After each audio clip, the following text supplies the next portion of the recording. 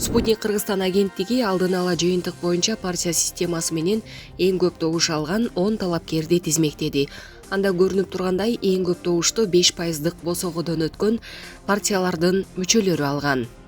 Адахан Мадумаров, Бүтүн Кыргызстан 21675 добуш. Эрулан Когулов, Ынтымак 17744 добуш. Бакыт Төрөбаев, Ата журт Кыргызстан 16915 добуш. Фархат Исмаилов, Ата журт Кыргызстан 15788 добуш.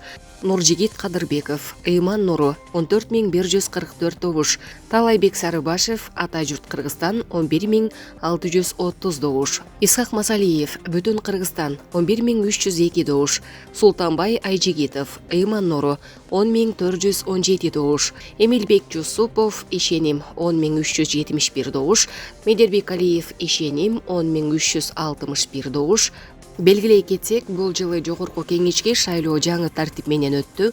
Анда 54 талапкер партия тизмеси менен, ал эми 36-сы бир мандаттуу округдан шайланды. Белгилей кетсек, бул автоматтык эсептөө урнасынын гана жыйынтыгы. БШК добуштарды кол менен эсептеп баштады.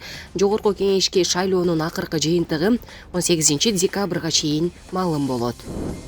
Президент Садыр Жапаров БШКдагы абал боюнча Facebook баракчасына кайрылуу жазып, мындай деди: Урматтуу кыргызстандыктар, Борбордук шайлоо комиссиясынын серверинде сбой болду. Добуштарды уурдады деп ызы чуу салып жаткан партияларга айтарым: бюллетендерди кол менен санап чыгууга силерге эч ким тоскоол болбойт. Кол менен санап чыккыла. Толук санап чыгып, ар бир нааразы болгон партиялар ынанмайынча бюллетендер эч жакка жылбаш керек.